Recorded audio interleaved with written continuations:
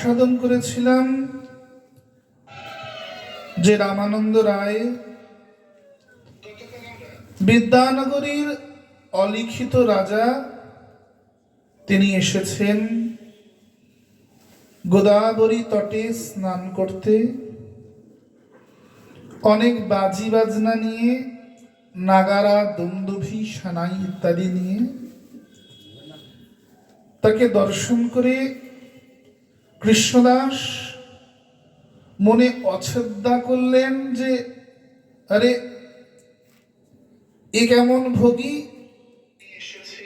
যে কিনা সামান্য গঙ্গা স্নান করতে গেলে সাথে করে নাগাই, সাঙ্গাই, নাগারা, দুন্দুভি আদি নিয়ে আসে, লোকলস্কর আনে। মহাপ্রভু বললেন, কৃষ্ণদাস বৈষ্ণব চিনিতে না রে, দেবেরও শকতি। তুমি একেবারে বৈষ্ণবকে চিনে গেলে জীবনে, তুমি একেবারে বৈষ্ণব চিনতে শিখে গেলে, তুমি বৈষ্ণবের বিচার করছো কৃষ্ণদাস। বৈষ্ণবের বিচার করতে নাই, দেখো আগে কাণ্ডটা কি হয়। ব্রাহ্মণ তিনি রামানন্দ রায়কে নিয়ে জলে নেমেছেন। রামানন্দ রায়কে নিয়ে জলে নেমে ব্রাহ্মণ দেবতা কিছু মন্ত্রপাঠ আদি করালেন। মন্ত্রপাঠ অন্তে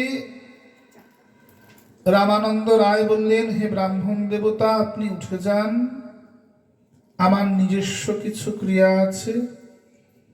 ব্রাহ্মণ দেবতা উঠে গেলে রামানন্দ রায় ধ্যান করা শুরু করলেন যুগলের, যে হে যুগল কিশোর, আমাকে দর্শন দাও। হে শ্রীমতী সর্বেশ্বরী রাধারানী, দেখা দাও। যুগলের দর্শন হচ্ছে না, বারবার হৃদকদম্ব তরুমূল আলো করে, জয় রাধে বলে জয়ধ্বনি করে ওই অরুণ বসন ধারণ করে মণ্ডিত মস্তক এক পুরুষ এসে দাঁড়াচ্ছেন। রামানন্দ রায় চিন্তা করছেন, আরে আরে ইনি কে? ইনি তো আমার উপাস্য নন। আমি তো ধ্যান করে শ্রীমতী রাধারানীকে ডাকলে সর্বেশ্বরী প্রাণেশ্বরী তৎক্ষণাৎ দেখা দেন। আমার যিনি ইষ্ট, তিনি তো চারুচঞ্চরিত কেশরাশ্রীযুক্ত, তিনার পরনে পেতাম্বর, ইনি তো অরুণ বসন মণ্ডিত মস্তক। ইনি তো আমার ইষ্ট নন, ইনি কে?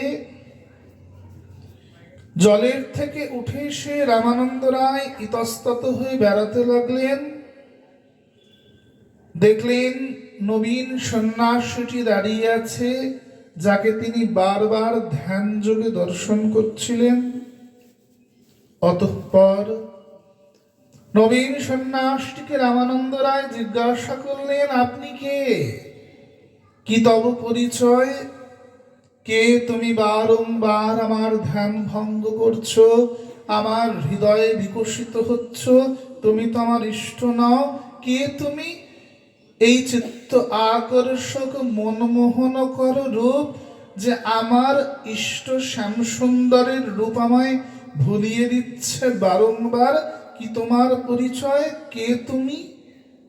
বারবার রামানন্দ রায় জিজ্ঞাসা করলে চৈতন্যদেব হাতটা বাড়িয়ে বললেন, এসো এসো আমার মরম সখী বিশাখা, এসো।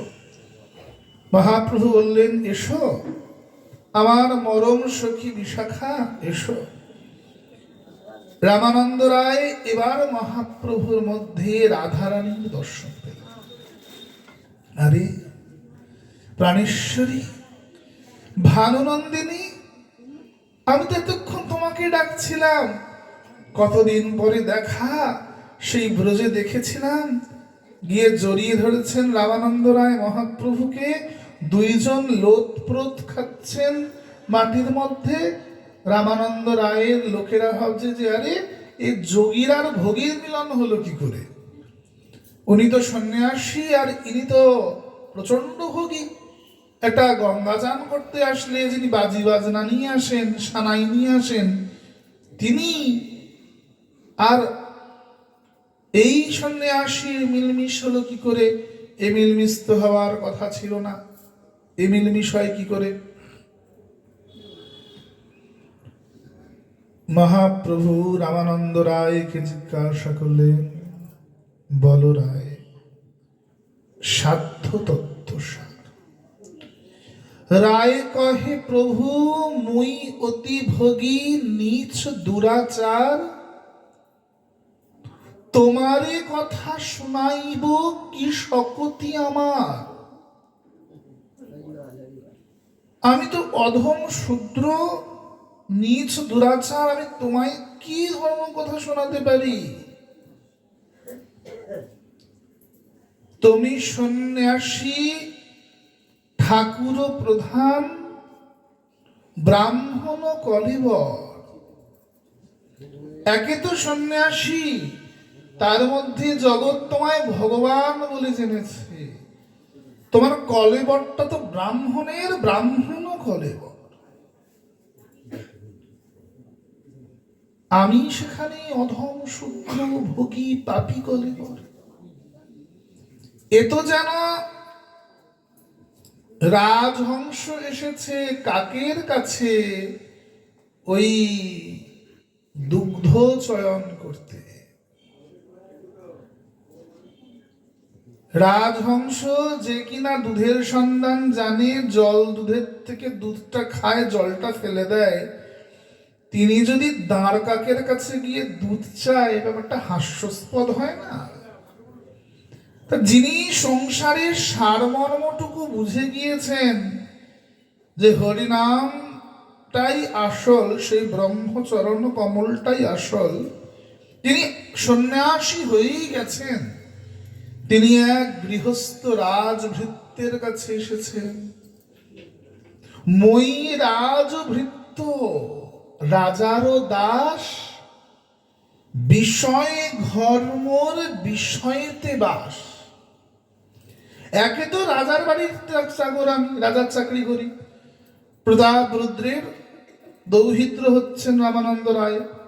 তখন পুরীর যে সাম্রাজ্যটা, সেটা ছিল গোদাবরী নদীর ওই পার অব্দি, তখন যারা উৎকল দেশ ছিল। তত অব্দি সাম্রাজ্য রাজা একা চালাতে পারতেন না, নদীর ওপারে গিয়ে তাই রামানন্দ রায়কে এই দায়িত্ব দিয়ে রেখেছিলেন যে নদীর ওই পারের দায়িত্বটা তুমি দেখে নেবে। এক প্রকার অলিখিত রাজাই। মই রাজভৃত্য, রাজারও দাস। আমি তো রাজার দাস, আমার বিষয়েতে বাস, আর সেখানে তুমি তো ত্যাগী সন্ন্যাসী। আমি তোমায় কি জ্ঞান প্রদান করতে পারি ঠাকুর? কিবা বিপ্র কিবান্যাসী শূদ্রে কেন নয়, যেই কৃষ্ণ তত্ত্ববেত্তা সেই গুরু হয়। যে জয়ীছে ভজে কৃষ্ণ, তারে ভজে সেই রূপে। ভগবান ব্রাহ্মণ চণ্ডাল দেখেন না, তিনি বলছেন যে যথা মাম প্রপদ্যন্তে তাং তথৈব ভজাম্যহম। যে যেমন করে তাকে ভজনা করে, তিনিও তাকে তেমন করেই ভজনা করে। আমি তোমার কাছে এই ব্রাহ্মণ শূদ্রের কথা শুনতে আসি না। তুমি আমায় বলো, তুমি আমার কাছে সেই উত্তম কথা পরিবেশন করো। মানে শুনতে চাই তোমার মুখে সেই উত্তম আদি উত্তম কথা।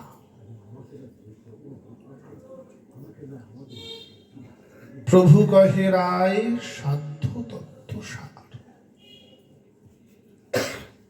প্রভু কহে, রায় সাধ্য তত্ত্ব সার। সাধ্য আর সাধন দুই প্রকারের জিনিস আছে। একটা হচ্ছে সাধ্য তত্ত্ব, সাধ্য বস্তু, আর একটা হচ্ছে আমার সাধন বস্তু। সাধন তত্ত্ব আমরা শুনেছি সিধুবাবুর বাড়িতে।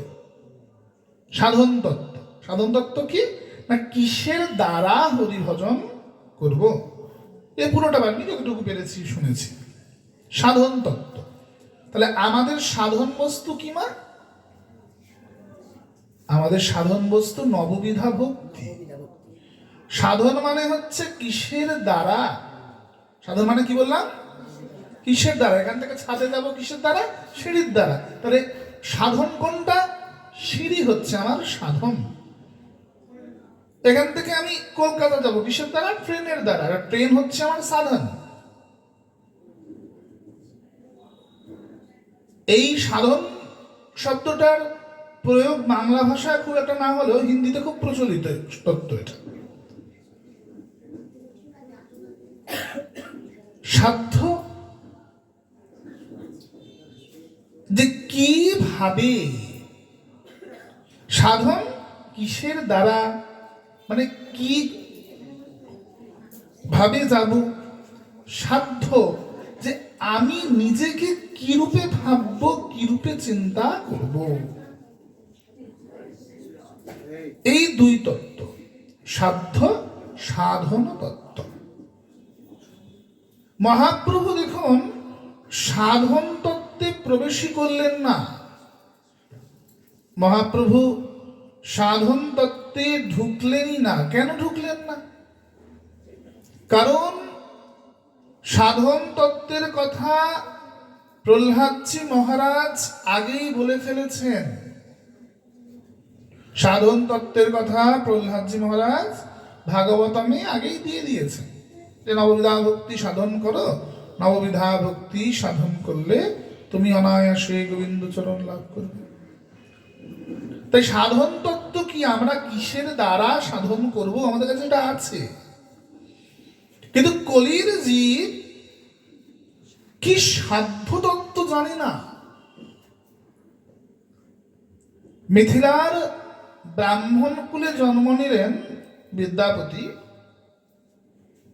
যাকে মৈথিলি কোকিল বলা হয়। বলা হয় মৈথিলি কোকিল। মহাপ্রভু যখন গম্ভীরা লীলায় আছে তখন 5 জনের কথা শুনেছেন। প্রথমেই হচ্ছেন বিদ্যাপতি। প্রথমকে বিদ্যাপতি। মাধব বহুত মিনতি তুয়া পায়, তীর তুলসী দিয়া এই দেহ সমর্পিন, দয়া যেন নাছাড় বিমোর, গণাইতে দোষ গুণ লেশ নাহি পাবি, জব তুহু করবি বিচার। ভনয় বিদ্যাপতি অতিশয় কাতর, তরাইতে ইহ ভব সিন্ধু, তুয়া পদ পল্লব করি অবলম্বন, তীরাধ দেহ দীনবন্ধু। আর কারটা শুনতেন? চণ্ডীদাসের। রামানন্দ রায়ের গোবিন্দ বল্লভ নাটক, জয়দেবের গীত গোবিন্দম, আর বিল্লমঙ্গলের লেখা কাব্য। এই 5টি তত্ত্ব হচ্ছে মহাপ্রভুর আস্বাদ্য তত্ত্ব। অনেকে মনে করেন যে মহাপ্রভু বোধহয় গম্ভীরা লীলায় বসে তিনি বোধহয় ওই ধ্রুব প্রহ্লাদ আস্বাদন করেছেন। না, গম্ভীরা লীলায় মহাপ্রভু কেবল আর কেবলমাত্র রাধারানীর নিগুড় প্রেম আস্বাদন করেছেন। গম্ভীরা লীলায় গিয়ে মহাপ্রভু কিন্তু দাস্যভাবের কোনো কথা বা সাক্ষ্যভাবের কোনো কথার শ্রবণ করেননি। সেখানে কেবল মধুর তত্ত্ব, তার মধ্যে কি মধুর না, তার মধ্যে পরকীয়া তত্ত্ব।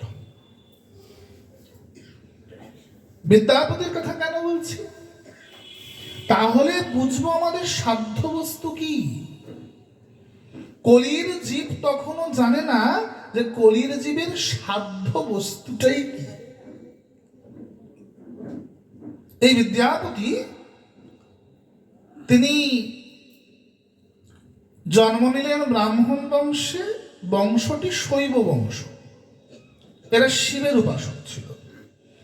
বাবা বললেন, শোন পুত্র, খোকা, ছোট থেকেই উপদেশ করে দিই, আমাদের বংশের নিয়ম, আমরা শিব সাধনা করি। বিদ্যাপতি শিব সাধন করবেন। বাবা একদিন গঙ্গা তটে নিয়ে গেছেন, তো গঙ্গাকে দর্শন করে বিদ্যাপতির ভাব উদয় হলো। বিদ্যাপতি একটি পদ লিখলেন, তুয়া বক্ষে চরণ লাগুরে, মানে হে দেবী গঙ্গা, তুমি তো ব্রহ্মদ্রব্য। গঙ্গা কি? ব্রহ্মদ্রব্য। ব্রহ্মার সৃষ্টি কোথা থেকে মা?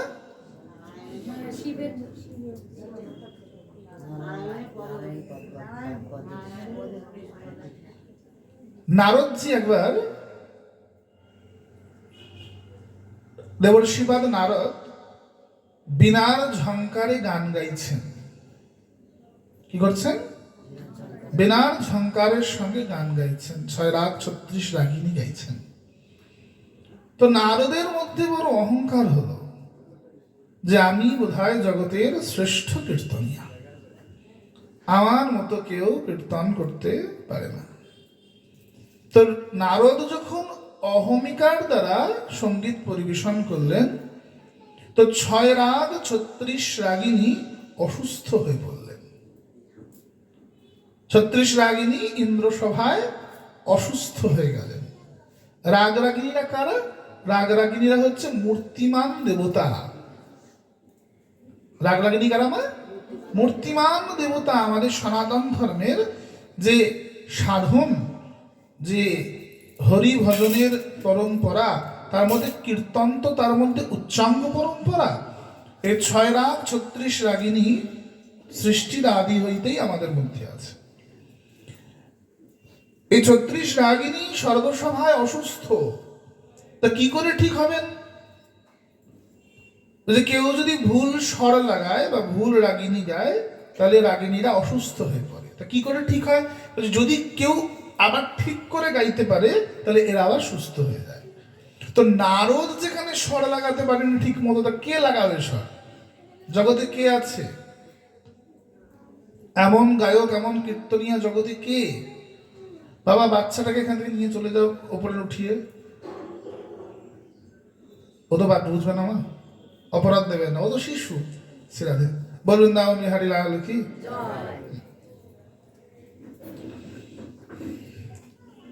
ভগবান শঙ্কর মহাদেব কৈলাসপতি উমাপতি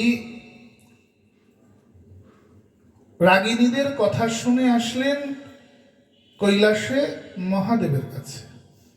নারদের মনে তখন ইতস্তত বোধ যে আমি পারলাম না, মহাদেব পারবেন? থাকেন তো বরফের মধ্যে, গলাটা ঠিক লাগাতে পারবেন তো? মহাদেবের কাছে এসেছেন। তো মহাদেব বললেন, দেখো আমি তো গান গাইতেই পারি, 6 রাগ 36 রাগিনী পরিবেশন করতেই পারি, কিন্তু আমি যে গান গাইব তা শুনবে কি? আমার গান শোনার মতো শ্রোতা তুমি যদি এনে দিতে পারো, তাহলেই আমি গান পরিবেশন করব। তাহলে বলুন কাকে লাগবে? বললেন, আমার গান শ্রবণ করতে পারে এহেন যোগ্যতা মাত্র 2 জনের আছে। কার? ও যে এক হচ্ছে ব্রহ্মলোকের ব্রহ্মার, যার বামে সরস্বতী বসে থাকেন, আর মহাদেবের, আর বিষ্ণুর কেশব অচ্যুত। এই 2 জন শুধু আমার গান শুনতে পারে, আমার গানের মর্ম বুঝবে, অন্যরা আর গানের মর্ম বুঝবে না। হ্যাঁ নারদ। তো মহাদেবের কথা শুনে ব্রহ্মাকে এবং ভগবান নারায়ণকে, কেশবকে, অচ্যুতকে নিয়ে আসা হয়েছে। মহাদেব রুদ্রবীণা বাজন করছেন, আর রুদ্রবীণা বাজিয়ে বিভিন্ন স্বর আলাপ করছেন, 6 রাগ 36 রাগিনী গাইছেন। যখন কীর্তন পরিবেশন করছেন, তো মাতা পার্বতী সঙ্গে সঙ্গত করছেন। কি করছেন? দোহারি করছেন। মা পার্বতী স্বয়ং সঙ্গে দোহারি করছেন হরিনামের সাথে। গণেশ মৃদঙ্গ বাজাচ্ছেন। গণেশ হচ্ছেন মৃদঙ্গ বাদকদের মধ্যে বা তবলা বাদকদের মধ্যে শ্রেষ্ঠ মৃদঙ্গ বাদক। এই জগতে শ্রেষ্ঠ মৃদঙ্গ বাদককে? স্বয়ং গণেশ হচ্ছে জগতে শ্রেষ্ঠ মৃদঙ্গ বাদক। আর কোথায় পাই এটা? ভরতমুনির লেখা নাট্যশাস্ত্রে আমরা এর উল্লেখ পেয়ে থাকি। গণেশ হচ্ছে শ্রেষ্ঠ মৃদঙ্গ বাদক। গণেশের উপরে কোনো মৃদঙ্গ বাদক জগতে নাই। আর করতাল ঝম্প বাজাচ্ছে কে না কার্তিকেয়, আর নন্দী ভিরিঙ্গি আদি এরাও সঙ্গে ঝম্প টম্প পিটছে।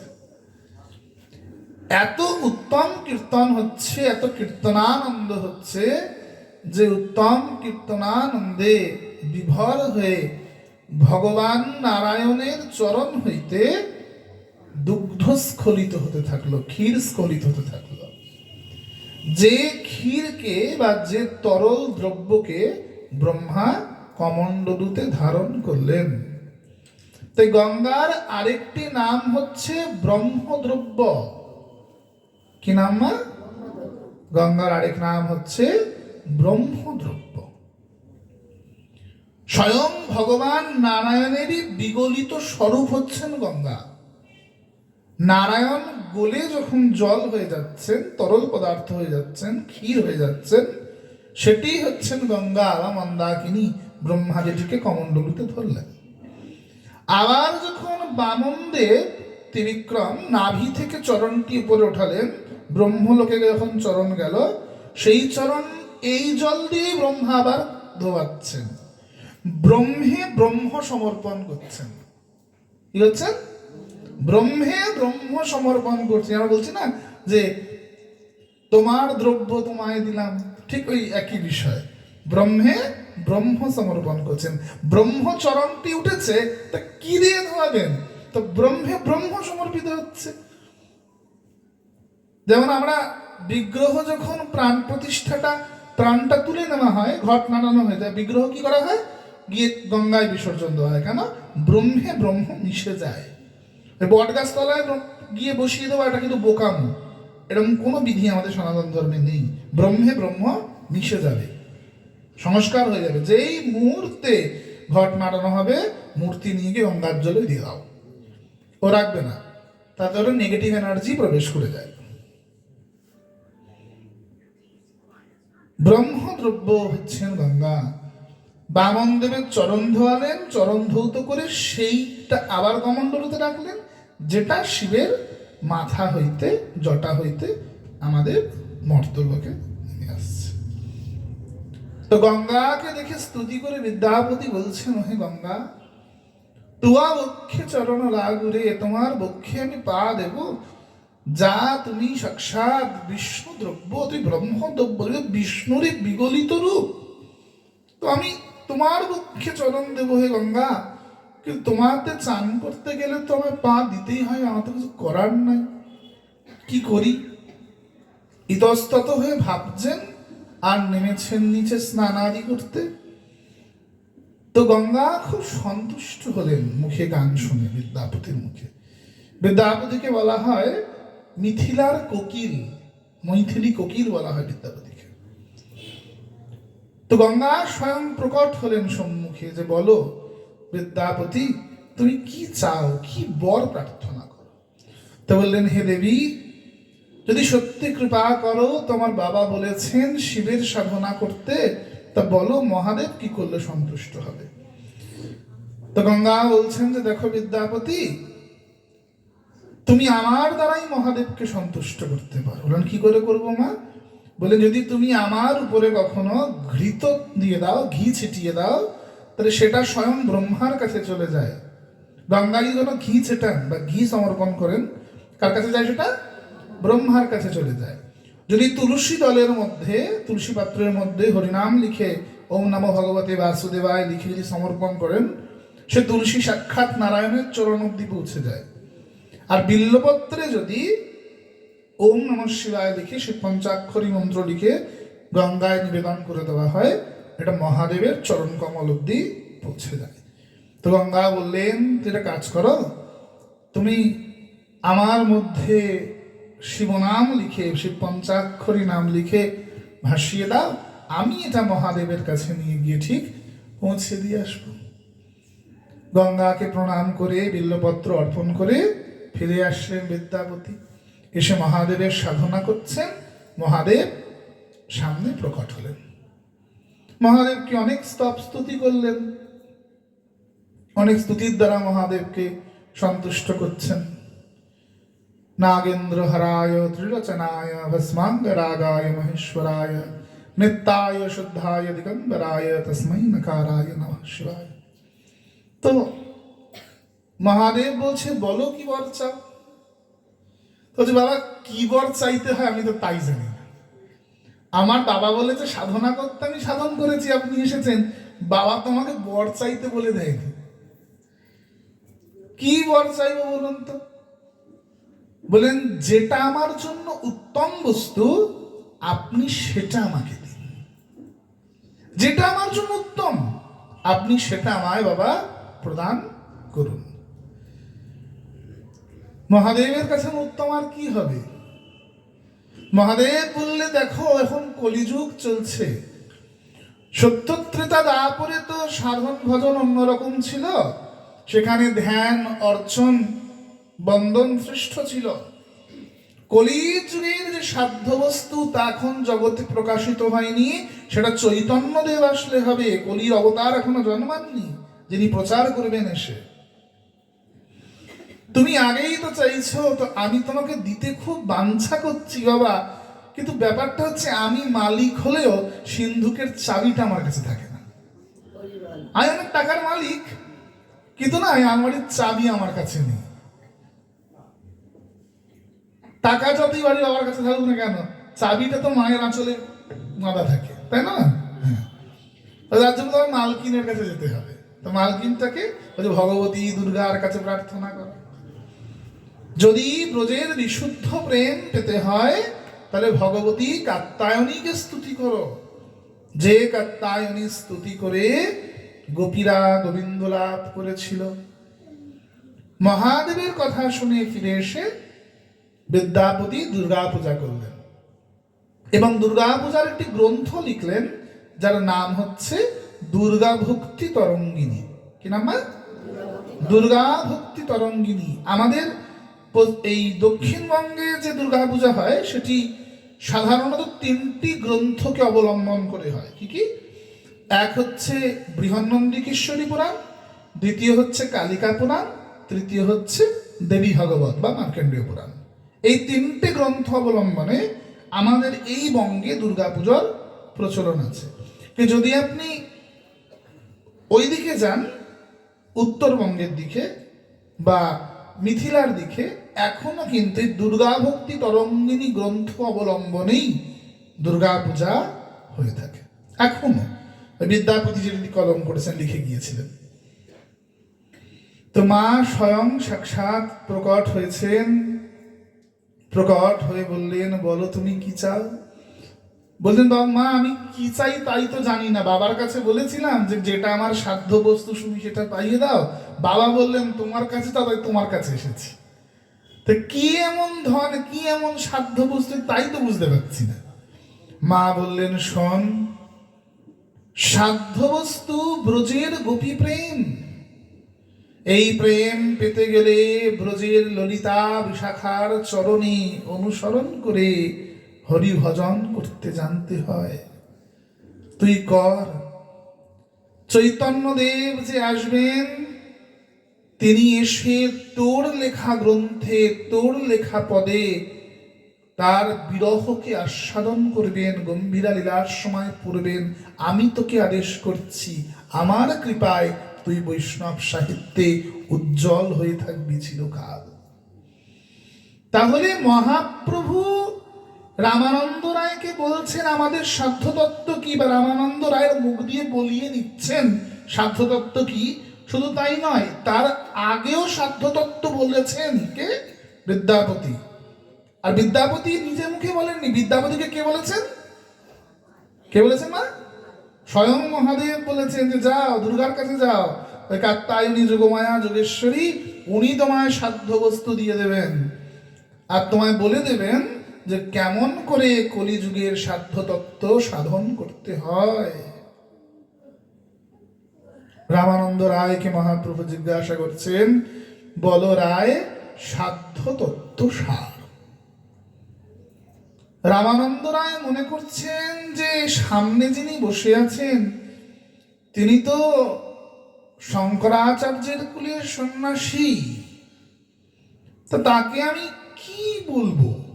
এখন যদি বলি বৃন্দাবনের হরিভজনের কথা, কিন্তু আমাকে দিকে হাসে, আমাকে জগতে সবাই খ্যাপাটে পাগল বলে, আমি রাধা রাধা রাধা রাধা করি। তাই তার চেয়ে একটা কাজ করি, গীতায় যেমন যেমন বলেছে আমি তেমন তেমন বলি। রামানন্দ রায় বললেন স্বধর্মাচরণ এই তত্ত্বসার। কি বললেন প্রথম? স্বধর্মাচরণ এই তত্ত্বসার। স্বধর্ম প্রতিপালন করো। স্বধর্ম কাকে বলে? মা, নিজের ধর্ম। আমার ধর্ম কোনটা? এ ধর্ম সে ধর্মের কথা বলছে না, এ ধর্ম সে ধর্মের কথা বলছে। ধর্ম কি ধর্ম বলছে? মানে পিতা পিতার ধর্ম, পুত্র পুত্রের ধর্ম, ব্রাহ্মণ ব্রাহ্মণের ধর্ম, শূদ্র শূদ্রের ধর্ম, এই কথা বলছে। স্বধর্মাচরণ। সর্বপ্রথম জীবনে পুত্র হয়ে আমার কর্তব্য কি? পিতামাতার কথা শোনা, পিতামাতা যা আদেশ করছেন সেটাকে জীবনে অক্ষরে অক্ষরে লালন পালন করা, তাই তো? বাবা মার সুখ দেখা হচ্ছে সন্তানের একান্ত কর্তব্য কর্ম, তাই তো? না, ধর্ম এটা আমাদের অবশ্যই। পতির কর্ম কি? পত্নীকে স্নেহ করা। পত্নীর কর্ম স্বামীর আদেশ পালন করা অক্ষরে অক্ষরে, তাই তো? বাবা মার কর্ম সন্তানকে স্নেহ করা, সন্তানকে প্রতিপালন করা। শিষ্যের কর্ম গুরুর আদেশ প্রতিপালন করা। গুরুর আদেশ যে না মানে, গুরুর আজ্ঞা যে না মানে, তার মতো পাতকী জগতে নাই। তো স্বধর্ম মানে নিজের ধর্মকে পালন করা। ব্রাহ্মণ ব্রাহ্মণের কাজ করে পুজো পাঠ করবে, ক্ষত্রিয় রাজ্য দেখবে, রাজপাট সামলাবে। যিনি বৈশ্য তিনি ব্যবসা করবেন, যিনি শূদ্র ত্রিবর্ণকে সহযোগিতা করবেন, এটাই বলতে চাইছেন। মহাপ্রভু বললেন ইহ বাহ্য আগে কহ আর। আরে রামরায়, আমি তোমার কাছে তৃষিত বক্ষ নিয়ে এলাম যে তুমি আমার হৃদয়ে জুড়াবে রামানন্দ। তুমি আমাকে শেষ পর্যন্ত স্বধর্মাচরণ শোনাচ্ছ। হায় হায়, আমি তোমার কাছে কত আশা নিয়ে এসেছিলাম রামরায়, যে তুমি আমার তৃষিত বক্ষ পূরণ করবে, যে আমি এ জগৎময় পরিভ্রমিত, আমি তোমার কাছে এলাম বৈশাখ মাসে পূর্বঘাট পর্বতমালা পেরিয়ে, যে তুমি আমার তৃষিত বক্ষে জল দেবে, তুমি আমার স্বধর্ম শেখাবে। রামানন্দ বললেন কেন প্রভু? গীতায় যে বলেছেন যে কর্মগুণে আমি চতুর্বর্ণ সৃষ্টি করেছি, যে যার কর্ম অনুযায়ী চতুর্বর্ণ পালন করলে উদ্ধার হয়ে যায়। হে অর্জুন, তুমি ক্ষত্রিয়, ক্ষত্রিয়ের ধর্ম হচ্ছে অস্ত্র তোলা, অস্ত্র তোলো, যুদ্ধ করো। তাহলে এখন বলছেন যে স্বধর্মাচরণ শ্রেষ্ঠ নয়? না। কেন? টিকা দিচ্ছেন শ্রীধর স্বামীপাদ। কে দিচ্ছেন টিকা? শ্রীধর স্বামীপাদ। স্বধর্মাচরণ কেন শ্রেষ্ঠ নয় মা? তাহলে কি পুত্র পুত্রের ধর্ম করবে না, পিতা পিতার ধর্ম করবে না?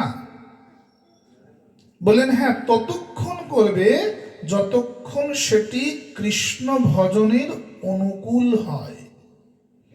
যদি কৃষ্ণ ভজনের প্রতিকূল হয় তাহলে ওই কর্তব্য পালন করা যাবে না।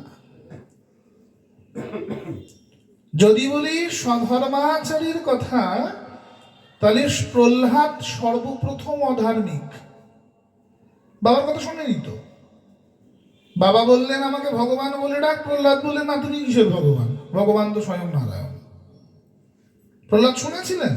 শোনেননি। তাহলে প্রহ্লাদ অধার্মিক।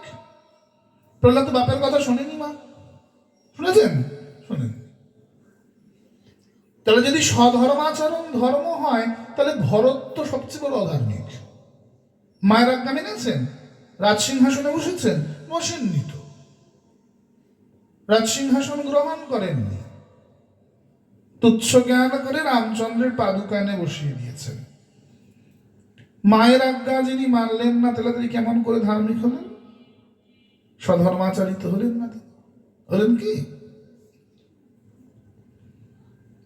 যদি স্বামীর কথা শোনাই ধর্ম হয়, স্বামীর ধর্মই ধর্ম হয়, তাহলে মীরাভাইকে অধার্মিক বলতে হবে। মীরাবাইকে কাঠগড়ায় দাঁড় করিয়েছেন, দাঁড় করিয়ে রাজগুরু জিজ্ঞাসা করছেন যে মীরা, শাস্ত্র বলছে স্বামীর ধর্মই পত্নীর ধর্ম। তোমার স্বামী কালীর পূজা করে, তুমি কৃষ্ণ কৃষ্ণ করো।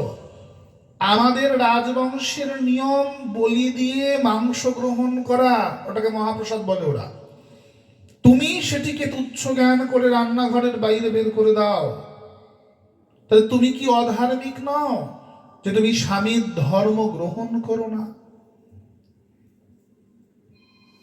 মীরা বললেন, মেরো তো গিরিধর গোপাল দুস রোনা কই।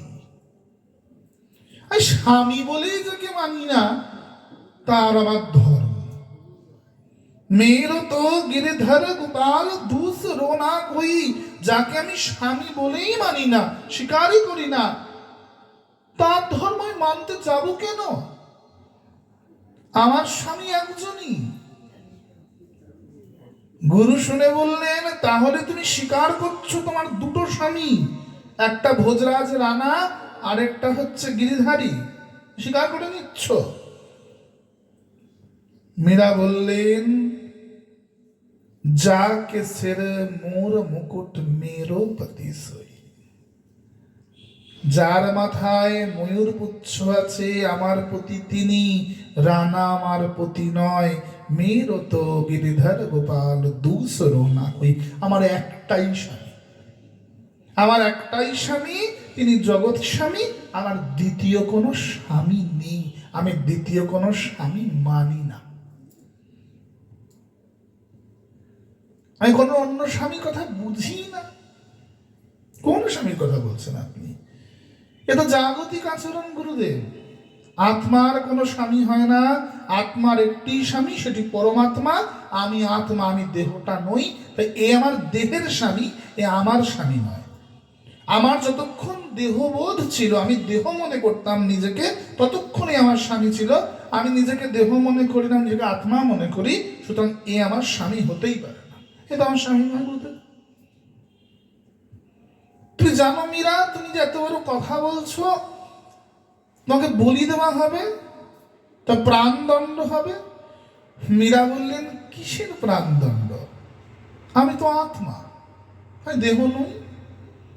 আপনি দেহটাকে মারতে পারবেন হে রাজগুরু, আত্মাকে মারা তো আপনার ক্ষমতা নেই। স্তব্ধ হও মীরা, তুমি রাজগুরুর সামনে দাঁড়িয়ে কথা বলছো। মীরা বললেন, আপনি আমার গুরু নয়, আমার গুরু সন্ত রুইদাস। আমার গুরু সন্ত রুইদাস।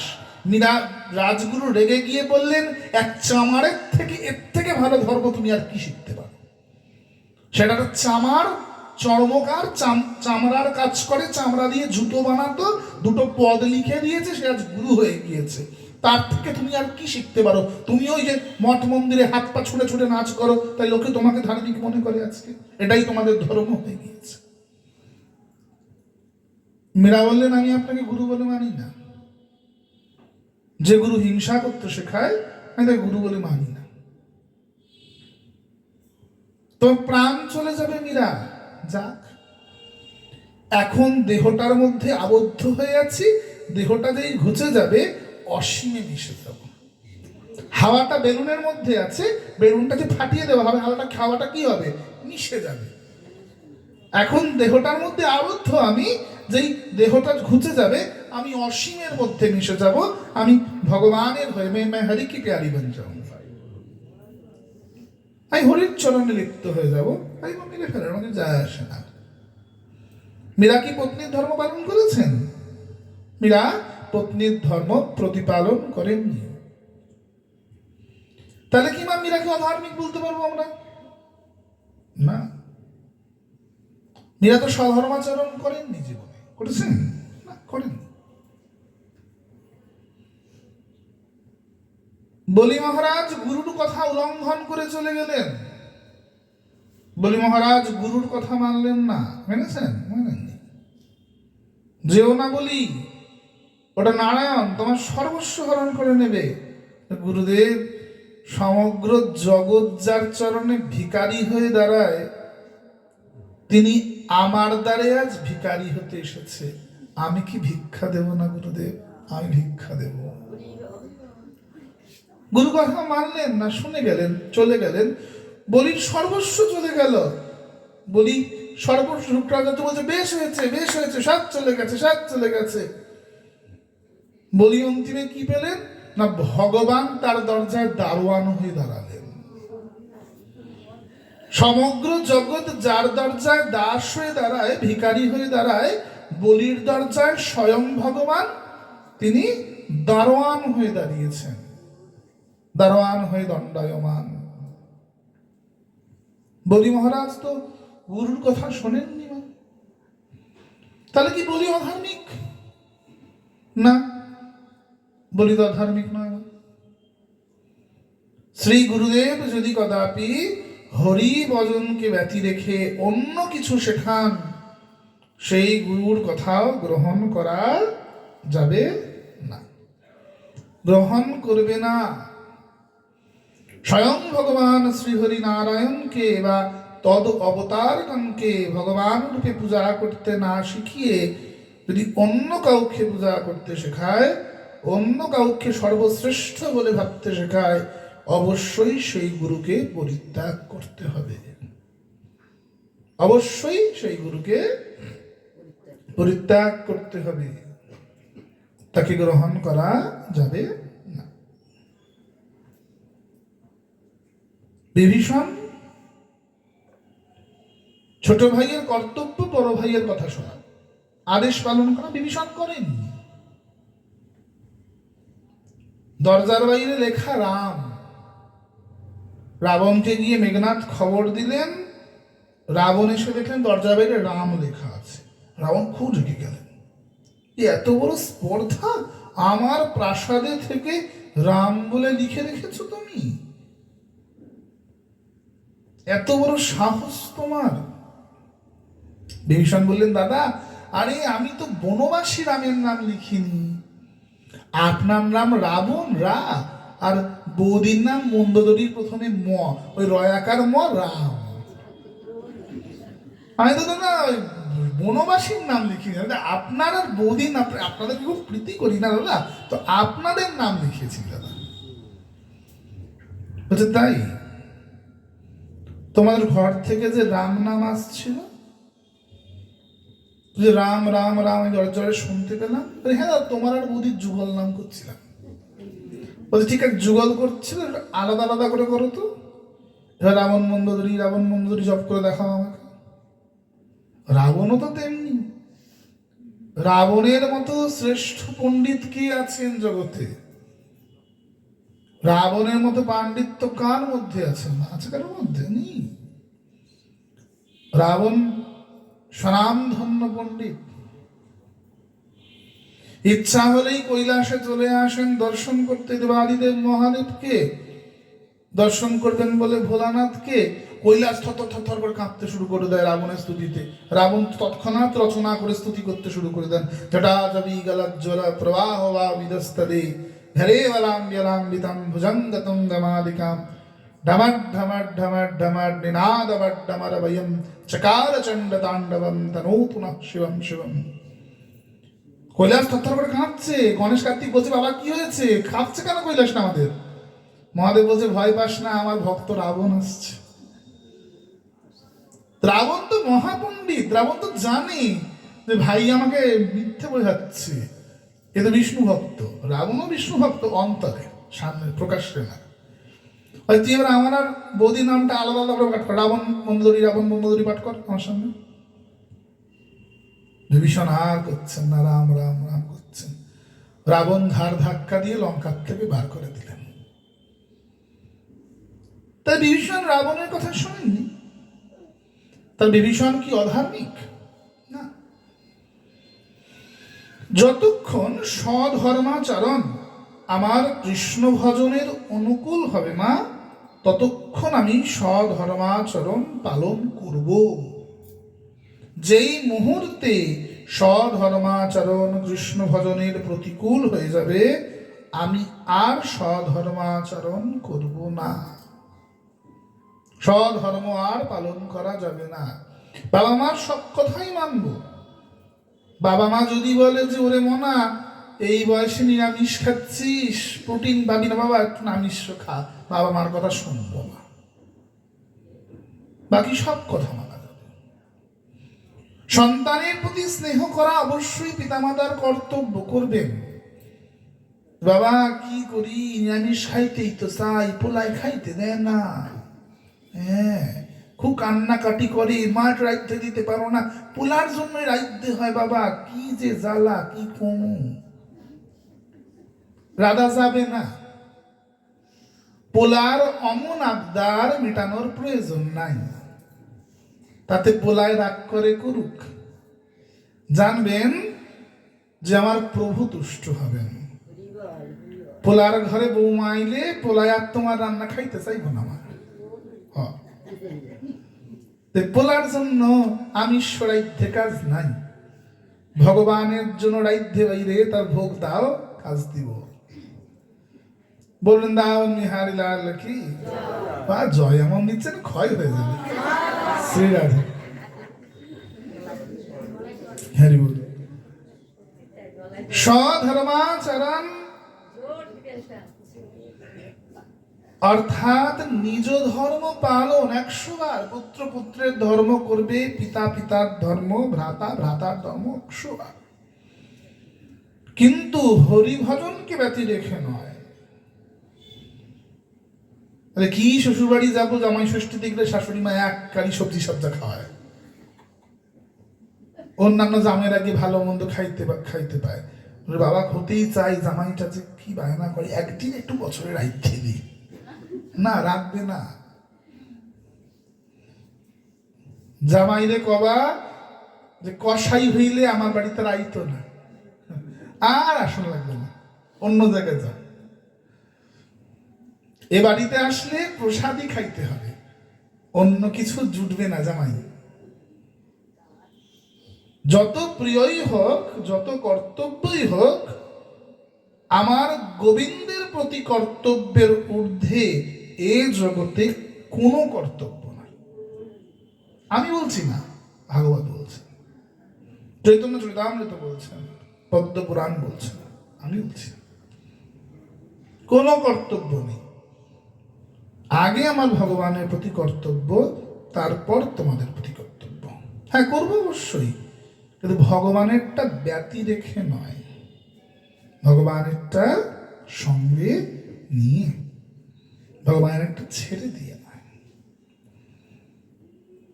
স্বধর্মাচরণ বলতে গেলে এ জগতে শ্রেষ্ঠ স্বধর্মাচারী কে হয়েছেন? পিতামহ ভীষ্ম হয়েছেন। বাবার জন্য যিনি বললেন যে জীবনে বিয়েই করব না, রাজতিলক হবে, মাথায় মুকুট পরাতে গেলেন বাবা, দেখলেন বাবার মুখটা একটু ভেজাল, বাবার পার্শ্বদদেরকে জিজ্ঞাসা করলেন আমার বাবার কি হয়েছে গো? ভীষ্মের পার্শ্বদরা বললেন তোমার বাবার অন্য কিছু হয়নি, তো বাবা এক রমণীকে ভালোবাসেন, সেই রমণী তার বাবাকে বিবাহ করতে চায় নাই। রাজমুকুট মাথা থেকে নামিয়ে বলেন বাবা আমি একটু আসি, ঘোড়া ছুটিয়ে ছুট মারলেন জেলের বাড়িতে। জেলের কন্যা জালে মাছ নিয়ে ফিরছে, দাঁড়িয়ে বললেন যে কি হয়েছে হে রমণী? আমার বাবা রাজা, রাজা ক্ষত্রিয়, তুমি রাজমাতা হয়ে জীবন কাটাবে।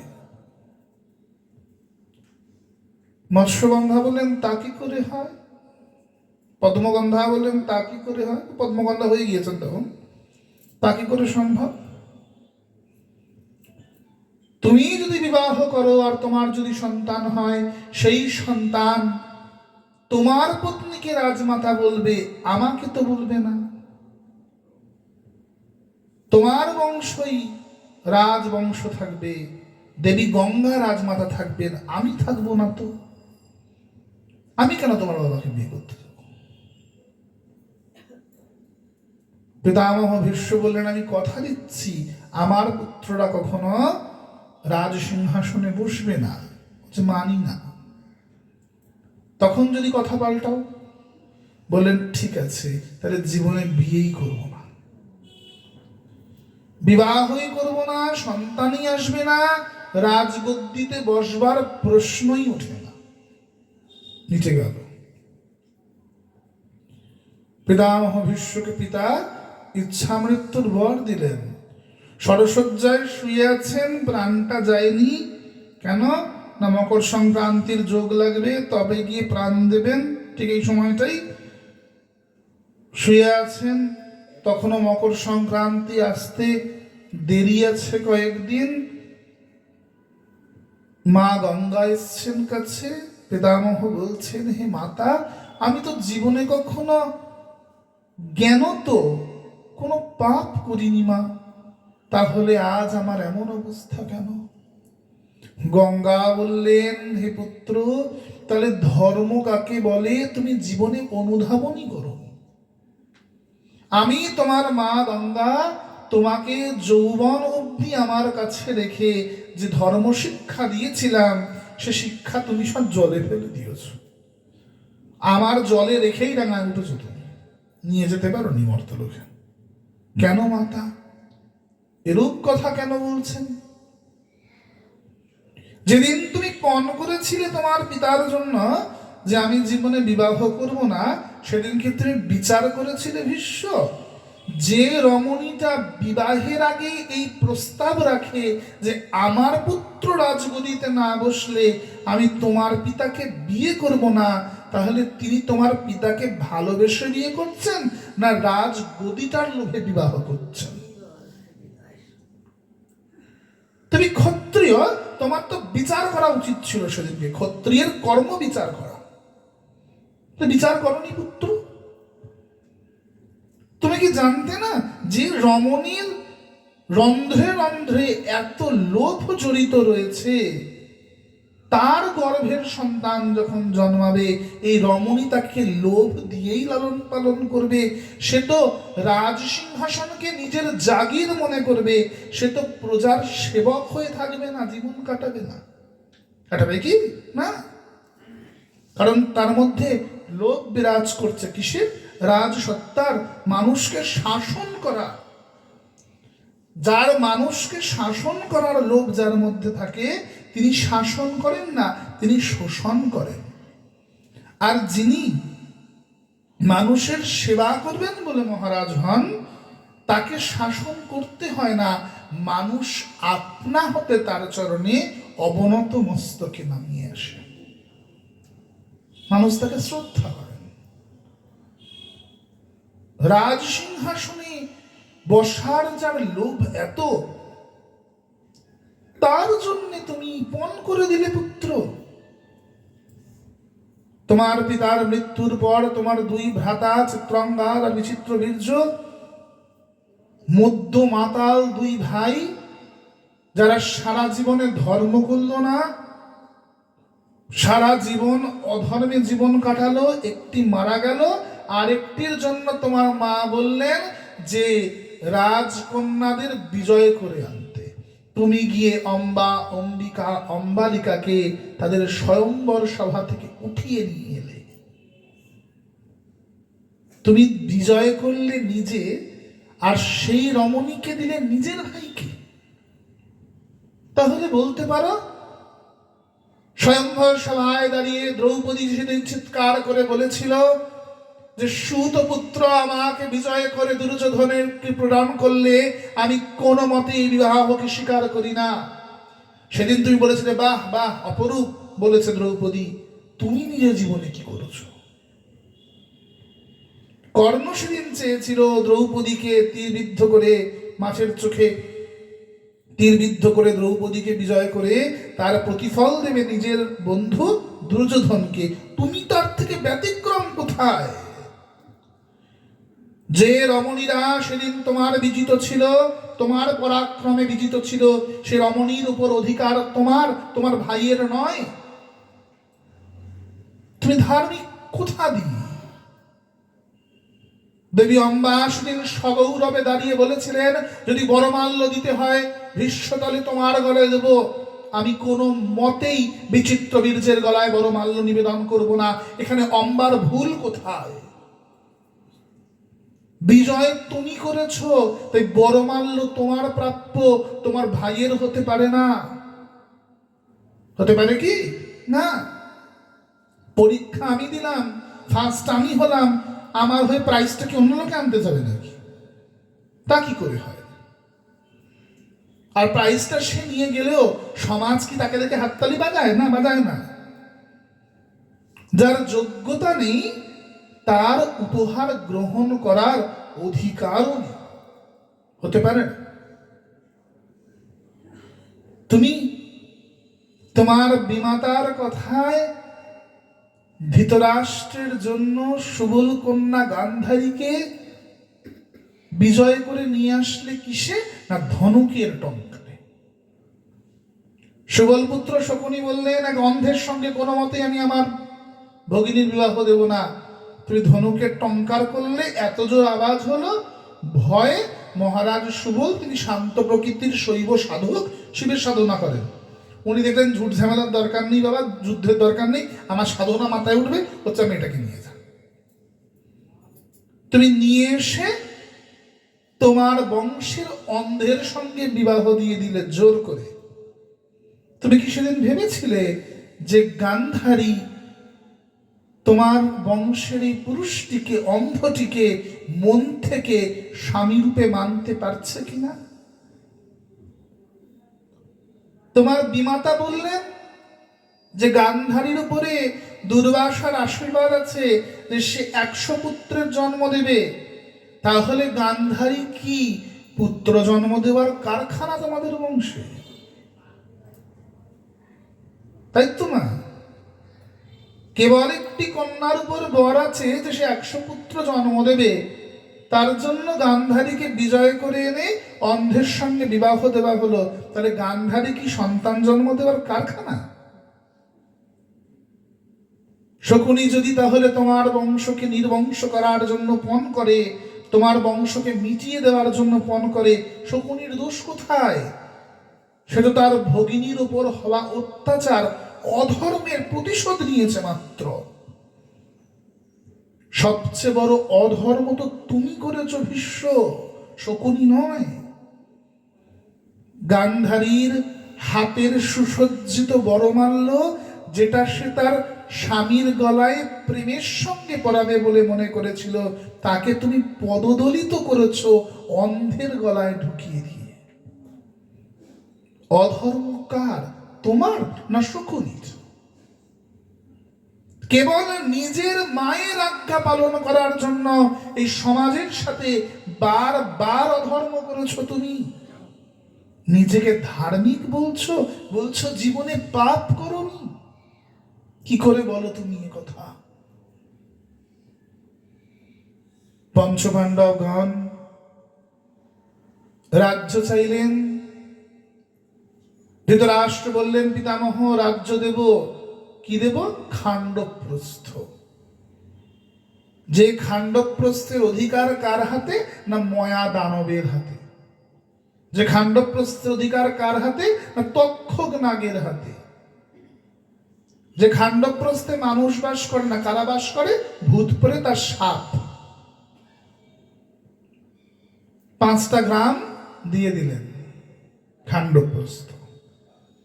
তার পরিবর্তে তুমি কি পণ করলে? না আমি সারা জীবন কৌরবদের পক্ষ ত্যাগ করতে পারবো না। ঠিক আছে, তুমি পাণ্ডবদের জন্য সেদিন পণ করেছিলে, খুব ভালো কথা, উত্তম। কিন্তু যেদিন দূত সভায় রজস্বালা দ্রৌপদীর কেশাকর্ষণ করে টানতে টানতে নামিয়ে আনলো পাষণ্ড দুঃশাসন, দ্রৌপদী সেদিন তোমার কাছে সে কেঁদে কেঁদে বলেছিল, পিতামা আপনি তো গঙ্গাপুত্র, আপনার মায়ের পবিত্রতার বন্দনা সারা জগৎ করে, আপনি অন্তত আমার লজ্জা রক্ষা করুন। আরে আপনার উপরে তো ইচ্ছা মৃত্যুর বর আছে, অস্ত্র ধরুন। আপনি কি জানেন না, অধার্মিকের অধর্ম অপেক্ষা ধার্মিকের মৌন থাকাকে বেশি বড় অধর্ম বলে মনে করা হয়? আপনার কি জানা নাই? জানেন না আপনি পিতামহ? আমি আপনার কন্যা সমতুল্যা, আপনি বসে আমার বস্ত্রহরণ দেখছেন।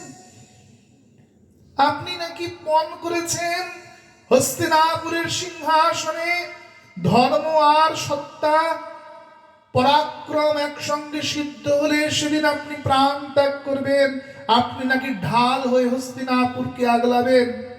তাহলে আপনার পণ কি কেবল হস্তিনাপুরের পুরুষদের জন্য রাজকুলবধূর সম্মান রক্ষার দায়িত্ব তাহলে আপনার নয়?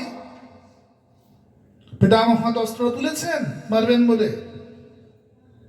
ধৃতরাষ্ট্র বললেন, হে পিতামহ, ভুলে যাবেন না, আপনি পণ করেছেন, আপনি জীবনে কৌরব পক্ষ ত্যাগ করতে পারবেন না। হে ভীষ্ম,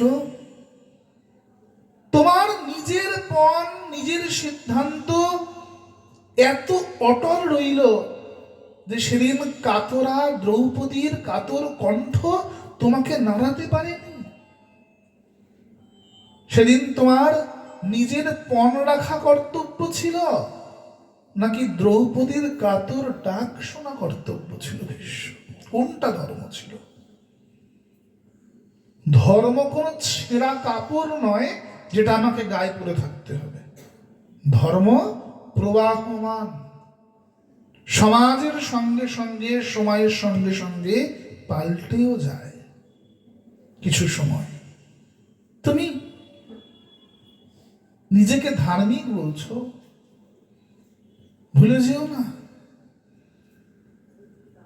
তোমার বংশের ওই 5 জন পুরুষ যারা দ্রৌপদীকে বিবাহ করেছিল, দ্রৌপদী কেঁদে দাঁড়িয়ে বললেন, আপনারা নাকি আমার স্বামী, আপনারা অস্ত্র তুলুন। ওহে অর্জুন, আপনি অস্ত্র তুলুন। আমি আপনার গলায় বরমাল্য দিয়েছিলাম সর্বপ্রথম, আপনার তো কর্তব্য আমাকে রক্ষা করা, আপনি অস্ত্র তুলুন হাতে। ভুলে গেলেন কেবলমাত্র আপনার গলায় বরমাল্য দেব বলে ওই স্বয়ংবর সভায় দাঁড়িয়ে চিৎকার করে কর্ণকে আমি সুতপুত্র বলেছিলাম, যে কারণে আজ কর্ণ প্রতিস্পৃহায় আমাকে গণিকা বলছে। ভুলে গেলেন আমি আপনার জন্য করেছিলাম এটা,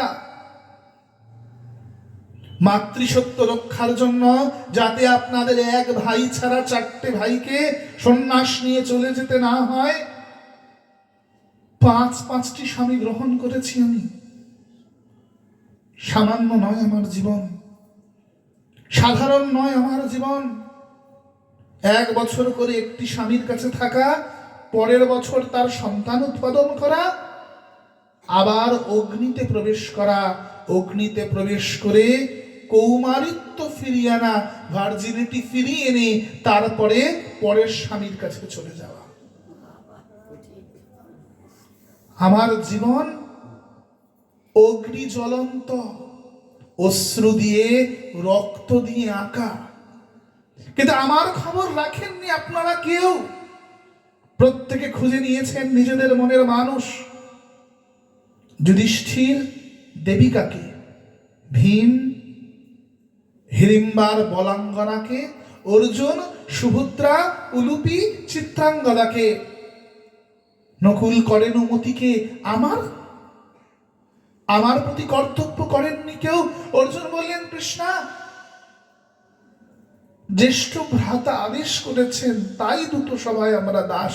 ও, তাহলে জ্যেষ্ঠ ভ্রাতার প্রতি কর্তব্য করা আপনাদের ধর্ম, পত্নীর প্রতি কর্তব্যটা আপনাদের ধর্ম নয়।